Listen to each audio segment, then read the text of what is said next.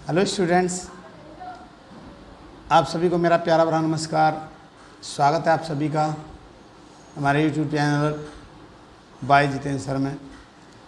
देखिए, इस वीडियो में जो हम बात करने वाले हैं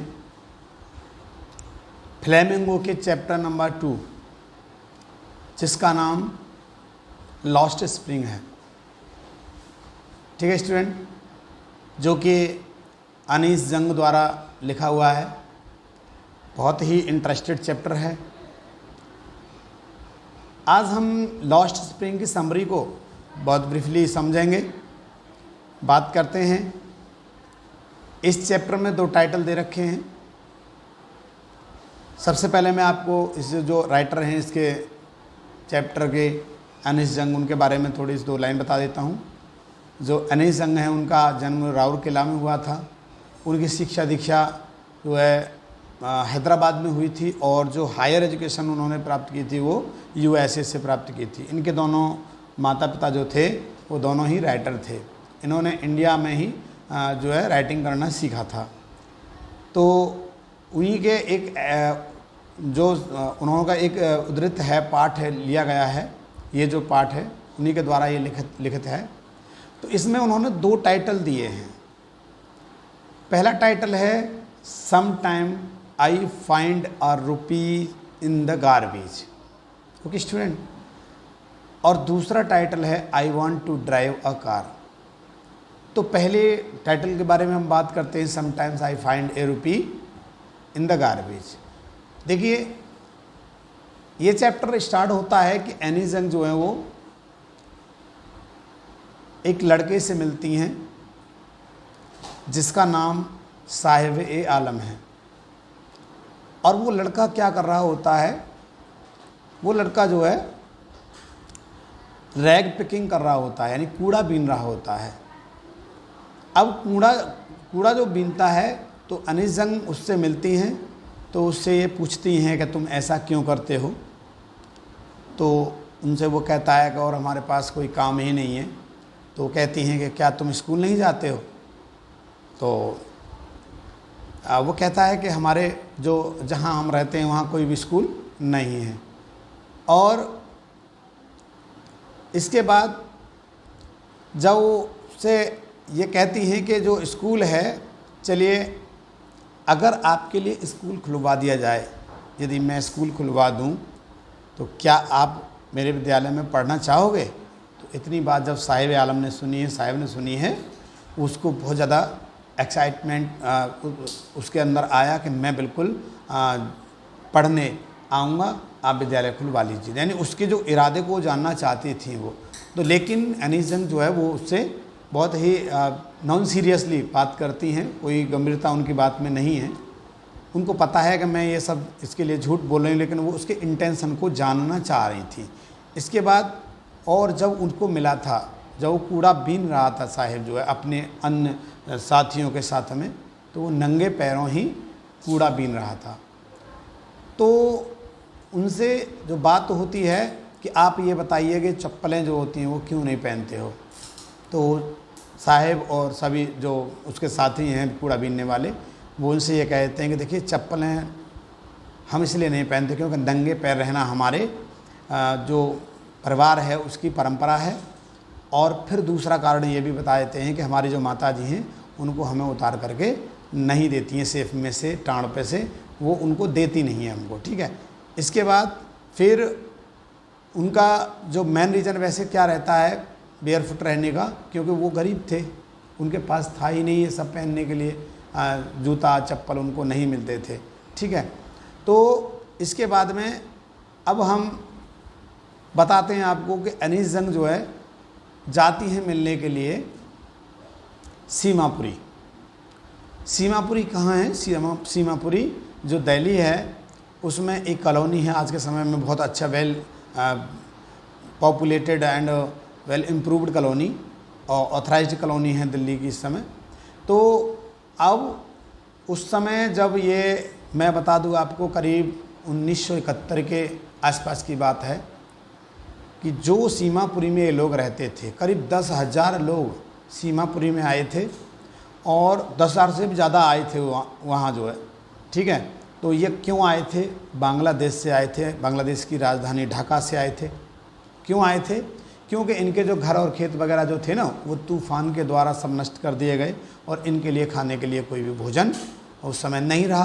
तो वहाँ से पलायन किया इन्होंने और आकर के सीमापुरी में रहने लगे। और सीमापुरी जब दिल्ली से बहुत दूर हुआ करता था, बीहड़ पड़ा था उस समय, तो ये लोग क्या करते थे, अपना जो त्रिपाल वगैरह है, टीन वगैरह, उनको डाल करके वहाँ रहा करते थे। और इनका बस एक ही काम रहता था कि ये बच्चे वगैरह सब जो जितने भी वहाँ पर आकर के रहे थे, सब ये रैग पिकिंग करते थे, कूड़ा बीन करके ही अपना जो है रोजी रोटी कमाया करते थे। न वो अपने बच्चों को स्कूल भेज पाते थे, क्योंकि उनके पास इतना मतलब पैसा ही नहीं था कि वो जो है उन बच्चों को जो है स्कूल भेज सकें।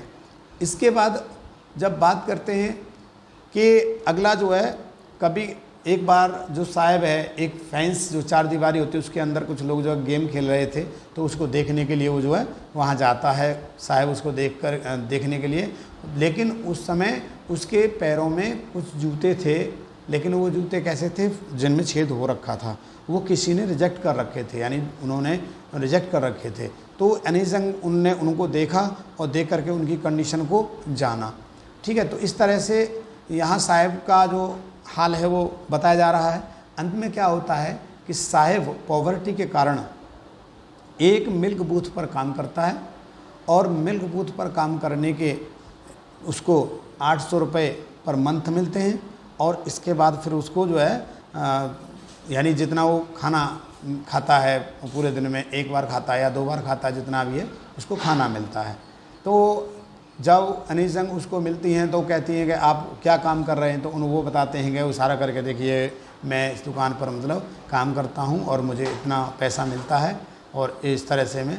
लेकिन वो कहती है कि क्या तुम इस काम से खुश हो? तो वो इस बात से मतलब सिर हिला देता है कि मैं इस काम से खुश नहीं हूँ, क्योंकि इसमें तो और मेरी जो आज़ादी थी वो छिन चुकी है। तो इस तरह से यहाँ पर एनीजंग ने जो साहिब ए आलम हैं, जो कि यहाँ पर एक बार के लिए जब उन्होंने नाम सुना, जो एनीजंग हैं कि साहिब ए आलम, जब उसने नाम बताया तो उन्होंने कहा कि काश अगर इस लड़के को इसका अगर मालूम पड़ जाए कि साहिब ए आलम का क्या अर्थ होता है, संसार का मालिक होता है ना, तो ये जो लड़का है वो उस पर विश्वास नहीं करेगा। तो इस प्रकार के जो लड़के से वो मिलती हैं और वो अपनी जो है कहानी इसमें बता देती हैं।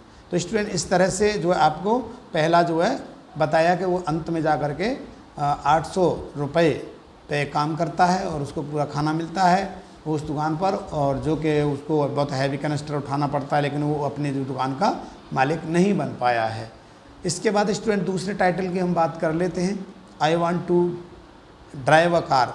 तो इसमें क्या होता है कि दूसरे टाइटल में एनीजंग जो है वो मुकेश नाम के लड़के से मिलती हैं। मुकेश नाम का जो लड़का है वो फ़िरोज़ाबाद के बैंगल मेकिंग फैमिली का से बिलोंग करता है वो।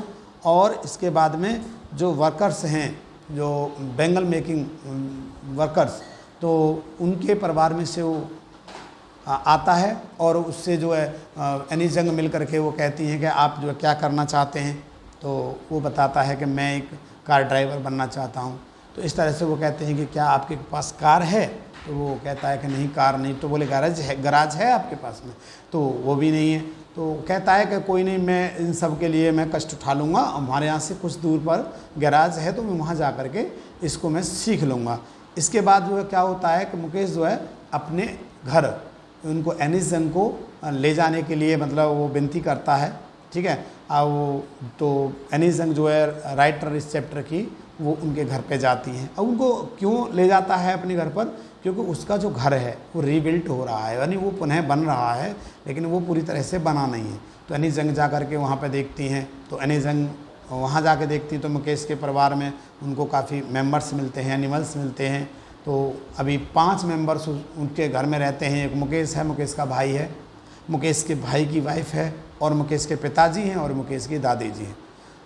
तो वहाँ पर जो उन मुकेश की दादी जी हैं वो भी काम कर रही होती हैं। तो एनीजंग उससे बात करती हैं कि दादी जी आप कुछ इसके बारे में बताएं और आप ऐसा क्यों करती हैं, ये जो है लड़का ये नहीं चाहता है और देखिए ये अलग होना चाहता है, तो क्या हुआ आपके साथ में, ऐसा क्यों कर रही हैं आप? तो वो कहती हैं इट इज़ हिज कर्म हिज डेस्टिनी, ये तो उसका कर्म है, उसका भाग्य है।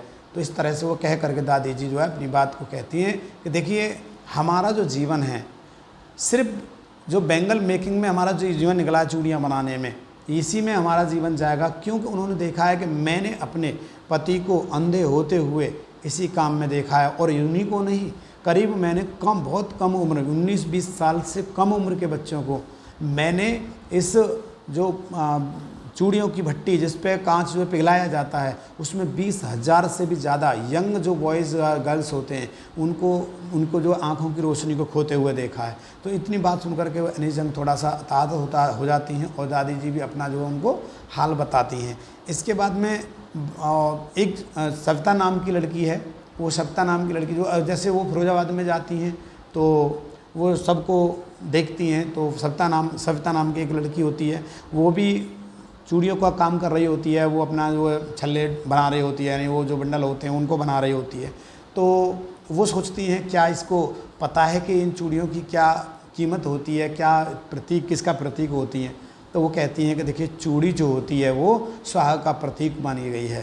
तो कहती है कि शायद इस लड़की को नहीं पता है, हालांकि इसने पहन भी रखी हैं और ये काम भी कर रही है, तो इसको नहीं पता है कि इसकी क्या किसका प्रतीक है। हाँ, एक बात ज़रूर है, इसका प्रतीक इसको जब मालूम पड़ेगा, जब ये किसी दिन इसकी शादी हो जाएगी और ये लाल जोड़े में जब एक दुल्हन बनेगी और इसके हाथों में चूड़ियाँ पड़ी होंगी, तब इसको ये जान पाएगी। तो इस तरह से अनीस जंग जो है वहाँ बात करती हैं। और इसके बाद में देखिए बात आती है कि लास्ट में आकर के, जैसे अनीस जंग वहाँ बात कर रही होती हैं सभी से, तो वहाँ सब लोग आकर के खड़े हो जाते हैं उनके आसपास। तो फिर वहाँ पे एक विशेष सर्कल आता है। वो कहती हैं कि ये जो क्रूरता वाला जो चक्र है, तो उन्होंने कहा कि आप एक बात बताइए, जैसे आप चूड़ियाँ बनाते हैं और इन चूड़ियों को आप ठेले पर ले जाते हैं या गलियों में बेचते हैं या अपना छोटी मोटी दुकान मतलब लेके बैठ जाते हैं, तो आप एक काम क्यों नहीं कर लेते हैं? आप एक काम करिए कि आप जो है एक समिति बनाइए, ठीक है, ऑर्गेनाइज करो, कोई कोऑपरेटिव जो होती है उसको ऑर्गेनाइज करिएगा, समिति बनाइए। और जब समिति बन जाएगी तो समिति किस लिए बनानी है कि आप एक बहुत अच्छे ढेर, यानी मंडी ऐसे कह सकते हैं हम, एक मार्केट होती है, उस मार्केट में चूड़ियों की मार्केट होगी, तो जो लोग हैं थोक विक्रेता वाले जो हैं वो उनको ले जा सकते हैं। तो अब यहाँ पर वो लोग कहते हैं कि देखिए हम ऐसा नहीं कर सकते। क्यों नहीं कर सकते?